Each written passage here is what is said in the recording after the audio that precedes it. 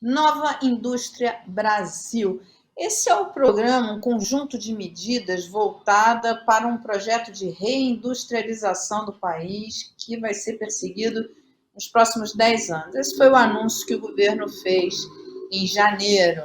Mas será que tem futuro? Olha, os críticos dizem o seguinte: o plano não ataca a principal razão para a derrocada dos investimentos e crescimento do país nas últimas décadas, que é a falta de capacidade do setor público de investir em infraestrutura. A gente já falou aqui sobre isso algumas vezes, agora eu chamei para essa conversa quem mais entende desse assunto. O economista Raul Veloso, que você já conhece, porque ele sempre conversa aqui e explica para a gente a dificuldade que o Brasil tem há décadas de crescer e como fazer para isso, para reverter. Você vai ver aqui com ele que esse plano não ataca as principais razões. Assim que a Paty rodar a vinheta, você deixar o like e, claro, compartilhar com os amigos para chamá-los para essa conversa. Paty, por favor, roda a vinheta. Professor, muito bom estar com você aqui, sempre explicando para a gente e chamando a atenção para esse grande drama brasileiro e que acaba criando uma série de outros problemas, que é a falta de capacidade de investimento, e principalmente em infraestrutura. Esse plano que o governo anunciou te deixou animada? Bom, ele não deixa ninguém, não pode deixar ninguém animado se o principal objetivo que se tem é o de recuperar o crescimento econômico do país, mediante injeção de recursos no segmento da infraestrutura, que é onde está a maior carência para viabilizar o investimento. Então, não anima por isso. Ele pode animar as pessoas que atuam nesse segmento, que, enfim, que têm seus negócios por lá, mas se o nosso problema é sair do marasmo de crescimento em que nós estamos desde os anos 80, é chocante isso, como o país não cresce, um país que parecia sempre voltado para crescer e por isso identificava os gargalos, as dificuldades e resolvia esses problemas e em seguida crescia. Ele não consegue hoje fazer esse caminho virtuoso, digamos assim. Qual seria o caminho? Quer dizer, você diz o Nova Brasil, ele não ataca o problema que é a ausência de investimentos em infraestrutura. Como é que pode, quer dizer, como é que o governo, porque esse investimento em infraestrutura tem que ser liderado pelo governo, né? Que é exatamente no setor público onde ele desapareceu e ele não é substituível facilmente pelo investimento. Os números atestam isso, nós vamos ver. Ora, se eu não cuido do investimento público, e se o privado não virar de forma expressiva e necessária, da forma que precisa ser, para substituir o público, o país vai continuar sem crescer. Isso não quer dizer que o segmento industrial não se beneficie dos novos incentivos, que não tenha aí seus ganhos específicos, mas ele não resolve o gargalo. O gargalo hoje se chama falta de infraestrutura, e basicamente infraestrutura pública. Nós temos de arranjar o jeito de fazer isso. E de onde vem esse dinheiro para investimento em infraestrutura? Pois é, nós não somos bons no Brasil de escolher a trilha do endividamento público. Ela não tem mais espaço na nossa operação. O que nós temos de fazer é reorientar o orçamento. Nós tem um segmento que tomou conta do orçamento, que não é a infraestrutura. Esse segmento tem de ser reestruturado de forma a que ele reduza seu peso no orçamento, abrindo espaço para o investimento em infraestrutura. Esse segmento que foi capturado pelo orçamento. Bem, primeiro vamos mostrar esses gráficos que você trouxe aqui para a gente e que mostra esse comportamento, essa queda brutal de investimento em infraestrutura e a ausência do investimento privado em infraestrutura, né? Então, você vê, de 1980 a 2022, a taxa de investimento público em infraestrutura, que até teve alguns aninhos finais de evolução boa, crescente, chega em 5,1% do PIB, aquilo é 1987, e de lá até 2022, outro dia, ele desaba de 5,1% do PIB para 0,6%. Quer dizer, ele desabou 8 vezes da forma mais rigorosa de medir, que é em percentagem do PIB. O investimento privado oscilou em torno de 1% do PIB e pronto. O resto fica nada, porque simplesmente o investimento público quase que desapareceu. Ou seja, e a gente, nesses anos, a gente viu parceria público-privada, a gente viu o governo FHC, a gente viu o governo Lula, a gente viu o governo Dilma, e nenhum desses... Tudo isso aconteceu nesse período que o gráfico engloba. E nenhum desses governos conseguiu nem alavancar o sistema, o investimento privado, nem tampouco o público, né?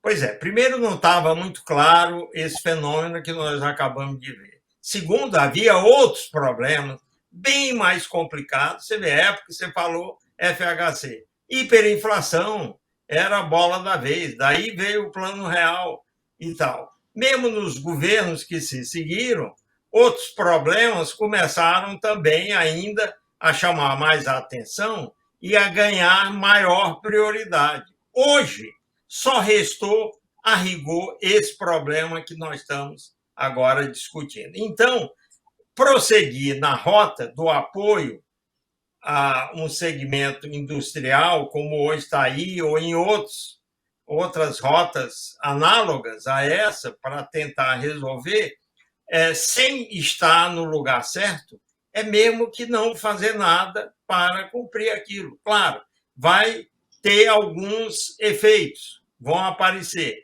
mas não para a retomada do crescimento da economia. Gente, nós estamos crescendo muito pouco há muito tempo. Eu me criei em atuar na economia brasileira no tempo que a média do crescimento econômico era 7%. Hoje eu não sei se chega a 1%. É terrível ver isso, né? Quer dizer, a ausência de crescimento econômico, ela causa uma série de problemas para as famílias, para o governo, para a sociedade, abre espaço para governos populistas, abre espaço para aventuras, abre espaço para aumento da violência, enfim, é a gênese de vários problemas graves da sociedade. Por isso é tão importante discutir esses caminhos para a retomada efetiva do crescimento, né? Para que se tenha um crescimento de longa duração. Ali a gente viu o gráfico do investimento público e investimento privado. O segundo gráfico que a gente vai ver é o investimento em infraestrutura e a correlação com a taxa de crescimento do PIB, né? Pois é, isso aí teria de ser levado em praça pública, numa bandeira imensa.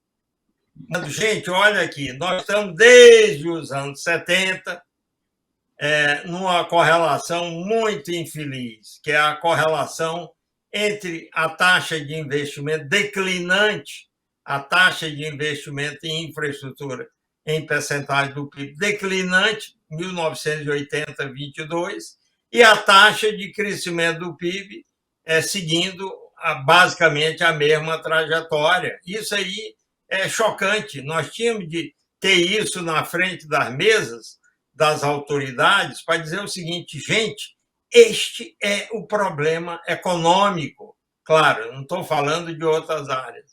Problema econômico número 1 do país, que nós temos de resolver. Porque ele não resolver esse problema joga o país numa armadilha que vai criar desde o problema da segurança, problema de educação, de mão de obra, enfim, de tudo, de produtividade, enfim, de questões de saúde pública, emprego, enfim, viram é o ponto de partida de uma série de problemas que contamina toda a sociedade. Por isso, seria muito importante que todos nós participássemos desse debate. Por fim, eu vou mostrar um terceiro gráfico que o professor enviou para a gente, que é esse gráfico aqui do investimento público em infraestrutura. Linha preta, o investimento em infraestrutura, a desabada. Isso. E acima dele estão as causas, né? Então, aí esse é o ponto que eu queria chegar, e cria, eu acho que muitas distorções e problemas, e porque você toca em dogmas, e principalmente. E aí você tem um problema que é do governo da direita e do governo da esquerda. O governo da direita tem o dogma de que o setor público não pode participar de investimentos. Ora, a gente está mostrando aí nos gráficos que é necessário investimento no setor público para ter investimentos em infraestrutura. E a esquerda tem a questão aí volta aquela história que estava falando, da captura do orçamento pela Previdência. A Previdência capturou esses investimentos, que é isso que esse gráfico mostra. Mostra para a gente de novo, Paty. Eu só vou começar lembrando que o investimento privado, enquanto o público desabava, ele ficou estagnado em 1% do PIB. Não se mexeu. Quer dizer, ele não é um substituto próximo do investimento público nesse sentido. Nem em todo lugar que o público entrava, o privado vai se dispor a entrar. Ele tem lá, obviamente, a sua forma de atuar. Se não combinar com a forma com que ele atua, visando a lucro ou o que seja, ele não entra, porque não é o papel dele. Então, aí nós temos o mesmo gráfico da desabada, e o que está por trás dele é a disparada de um outro gasto, o gasto previdenciário. E todos esses dados são dados agregados para os vários segmentos em que o setor público atua. Eu tenho aí União, estados e municípios. Então, não é só um segmento. O investimento é de todos em infraestrutura, de todos os entes, e os gastos estão separados por grupos dos entes. E, pasmem, o gasto previdenciário, que é o que está nos gráficos coloridos à direita e acima, onde disparou mais foram nos municípios, que é um segmento que as pessoas enxergam menos ainda, que é o que ocorre com os municípios. Vejam que, é claro, eu não tenho dados para o período completo nos municípios, mas o índice que está aí mostra de forma eloquente como o gasto lá disparou, da mesma forma que disparou nos outros segmentos e tomou o espaço orçamentário, porque o sujeito não vai pagar a Previdência. Imagina você, no Rio, por exemplo, há pouco tempo, ocorreu um quebra-quebra em agência bancária por causa de atraso de pagamento de servidores aposentados. É assim. Hoje, a dívida acumulada nos gastos, no segmento previdenciário público, ela é de tal dimensão, eu estou falando aqui de algo entre 4 e 5 trilhões de reais, é mais ou menos da mesma dimensão da temida dívida pública, questão que realmente deve nos preocupar, porque o problema é muito mais exigível do que no caso da dívida pública convencional, tem mais ou menos a mesma dimensão, e nós não estamos tomando as providências para resolver isso. Há uma emenda recente na Constituição que manda zerar os passivos atuariais do setor público e não se cumpre essa emenda. Ou seja, o Brasil está bobeando porque tem tudo como fazer, não vai matar ninguém, isso é um processo, claro, pode ser penoso aqui ou ali, mas, em geral, é um processo que pode ser perfeitamente administrado, sem grandes violências, e tem um passo a passo conhecido não há algo, nada impossível de fazer. Você muda regras que são altamente injustas hoje, são no sentido de subir mais e mais, e capitaliza as previdências. Nós temos ativos no setor público em quantidade suficiente para complementar isso. Enfim, há caminhos bem traçados e há uma constitucional. Por que não se faz isso e simplesmente se ignora que o problema existe? Você traz esse debate uma profundidade que faz, como eu falei no começo, o governo liberal, como tivemos do Paulo Guedes lá com o Bolsonaro, falava não pode ter setor público. Você mostra aí com dados que tem que ter o setor público para puxar os investimentos de infraestrutura. E a esquerda, né, um governo progressista de esquerda, tem o dogma de que não se pode mexer na Previdência. E com isso, na verdade, acaba até pavimentando privilégios e deixando de puxar algo importantíssimo, que é o crescimento econômico, que, afinal de contas, é por onde se melhora a vida das pessoas.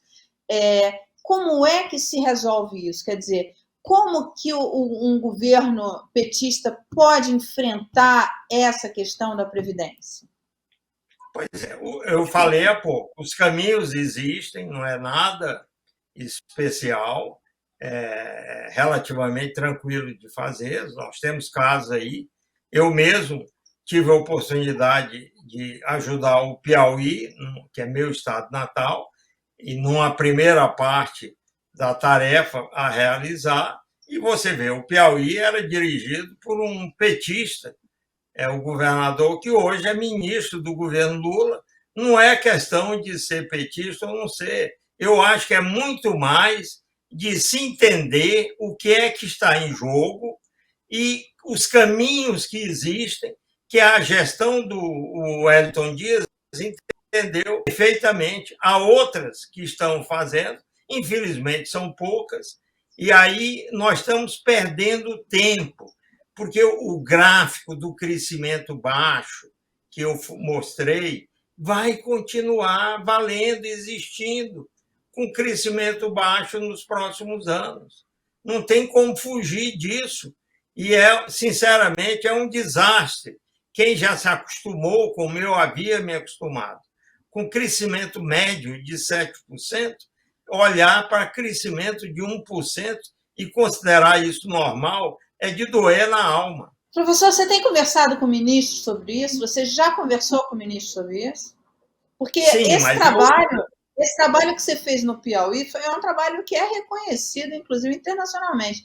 Enfim, porque o Piauí recuperou sua capacidade de investimentos a partir desse trabalho que foi feito. Você tem conversado com o ministro sobre isso?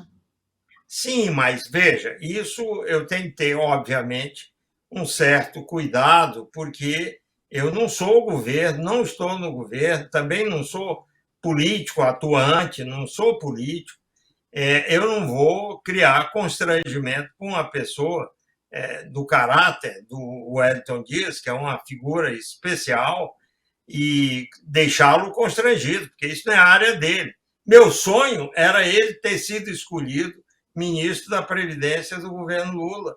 Seguramente ele capitanearia isso tudo que eu estou dizendo que é necessário fazer. Ele faria um esforço nessa direção. Mas eu não posso, a gente não pode querer que uma andorinha só faça verão num esquema desse. É muita força contrária, deve haver na direção oposta, então, de fazer aquilo que é certo, por interesses estabelecidos e incrustados aí no seio da sociedade brasileira para explicar isso. O que me dói na alma, por isso que eu vivo nessa cruzada que você mencionou no início, discutindo isso sempre que posso, onde eu posso, é que eu estou vendo as oportunidades de emprego terem desaparecido e continuarem desaparecidas em matéria de crescimento em nosso país. Eu deixo até a palavra com a área do planejamento, porque Minha família, como você sabe, meu irmão foi ministro do Planejamento durante tantos anos, foi onde eu atuei no setor público, e lá havia uma obsessão de identificar restrições para equacionar e soluções para encaminhar, para fazer o país crescer.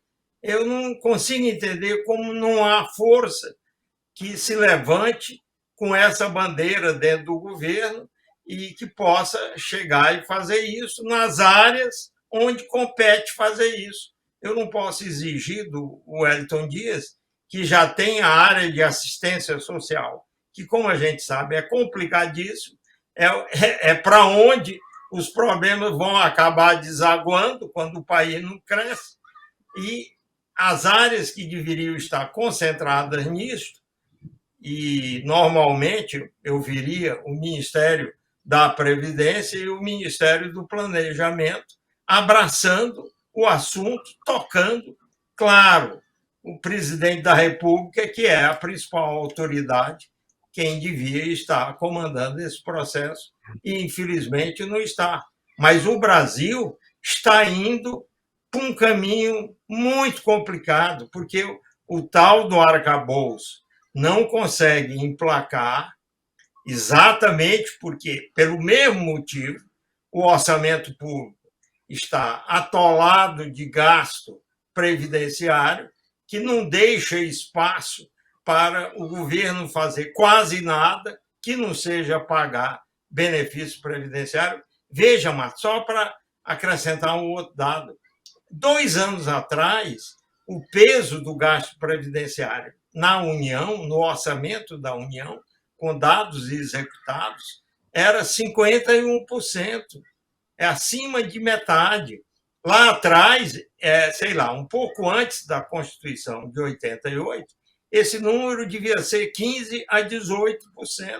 Daqui a pouco ele vira 100% e o país, o orçamento brasileiro, virará um orçamento só de pagamentos de previdência, sem investimento, sem outras despesas que são também importantes, e fica essa guerra que a gente assiste todo dia, o ano inteiro, essa guerra no Congresso, de emendas de parlamentares, de discussões infindáveis, de tentativa de resolver o problema do aperto orçamentário pelo lado da Receita, aumentando imposto.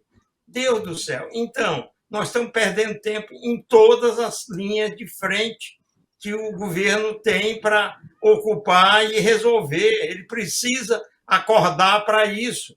Previdência virará, em breve, o único item do orçamento da União. Para a gente encerrar, professor, você lembrou bem, o senhor tem uma história, você tem uma história ali no planejamento, seu irmão, enfim, uma presença e uma história no planejamento econômico no país. Enfim, qual o conselho que o senhor deixaria para a ministra do Planejamento? O que faz o Ministério do Planejamento? Bom, eu não sei o que o Ministério do Planejamento faz, sinceramente. Ainda não descobri o que é. Eu só sei o que ele não faz. Ele deveria abraçar essa grande tarefa que se chama equacionamento previdenciário e transformar o orçamento da União num orçamento voltado para investir em infraestrutura mais e mais e mais, e o país a poder crescer, a ter uma meta de crescimento que seja factível. Eu lembro da época do meu irmão como ministro do Planejamento, em que ele um dia disse para as autoridades acima dele: nossa restrição fundamental é a escassez de divisas. Vamos fazer um plano de substituição de importações e de expansão de exportações de segmentos associados à geração e economia de divisas. Hoje, se ele estivesse vivo, garanto que ele diria: vamos fazer um programa voltado para equacionar as previdências públicas e abrir espaço para que os investimentos em infraestrutura floresçam no país e a economia possa crescer às taxas médias históricas de 7% ao ano e não a 1% ao ano. Meu Deus, como é que o presidente Lula aceita conviver com essa informação de que o país não pode crescer mais do que 1% ao ano? Professor, muito obrigada por mais essa aula que você deu aqui para gente. Muito obrigada, viu? É sempre um prazer ter você aqui no canal. Ok, o prazer foi todo meu. Nós temos de ajudar o Brasil sempre que possível. Façamos isso. Bem, você que ficou com a gente até agora, olha o quanto é importante esse assunto para o debate. E olha, eu reforço aqui o que o professor falou.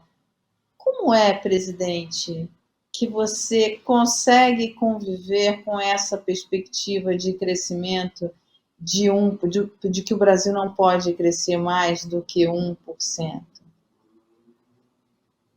Bem, deixa pra gente aqui a sua sugestão, compartilha com os amigos e deixa um like, deixe perguntas, porque o professor, você sabe, está sempre aqui com a gente.